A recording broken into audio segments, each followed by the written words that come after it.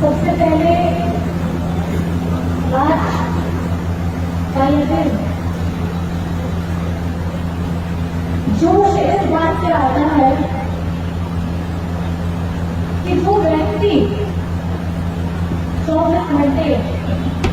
सिर्फ अपने क्षेत्र में रहकर और अपने लोगों के बीच में रहकर सिर्फ उन्हीं के बारे में सोचकर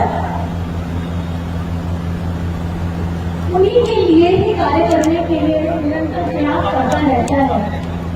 आज उस सोच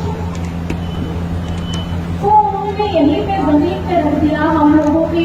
सीने के अंदर में उतार दिया। आज उनका शरीर विलीन हो गया, उसको एक वर्ष पूरा होने जा रहा है। लेकिन आज ये जानकर के ज्यादा खुशी होती है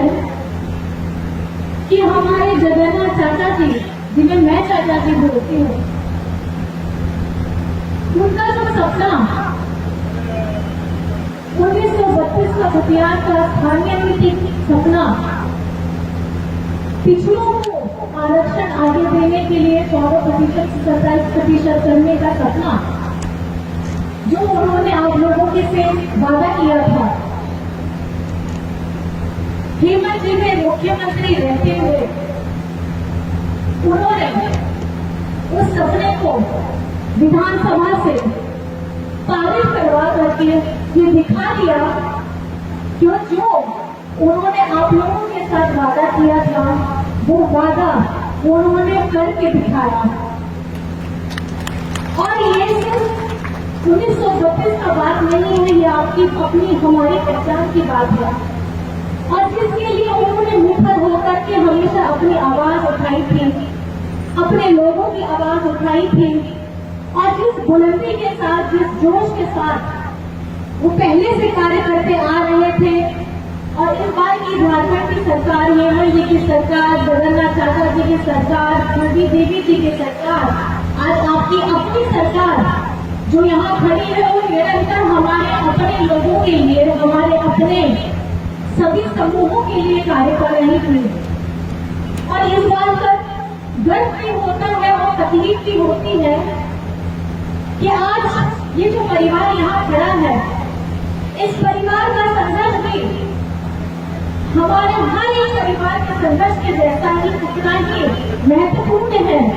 क्योंकि घर का एक एक सदस्य,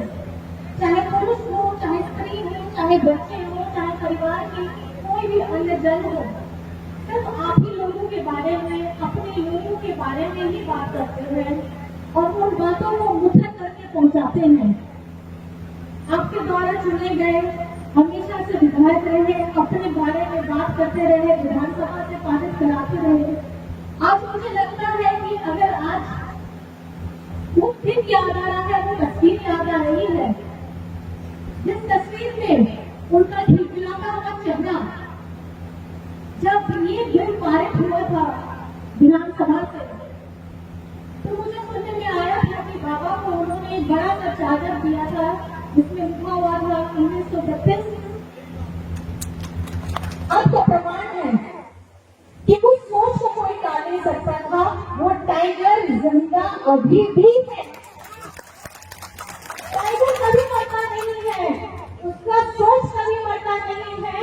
आज वो जिम्मेदारी हमारे माननीय बेबी देवी जी को मिला है, आने वाले समय में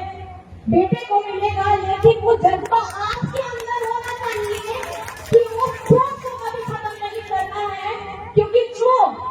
इस जगह का, इस धरती का पुत्र है, जिसने कोविड के समय में भी, ऑपरेशन होने के बाद में भी अपने आप को अपने से दूर नहीं कर पाए, शरीर से दूर जरूर हो गए, पिछड़ गए, लेकिन उस सोच को बंद नहीं कर पाए। ये सोच आप लोगों को बढ़ाना है आगे। आज ही भाषण देने का वक्त नहीं है, भावपूर्ण दिन है, तो मैं आप सबसे ये कहना चाहती हूँ कि उस भाव को अपनाइए, जिस भाव से हमारे जगन्नाथ चाचा ने आपको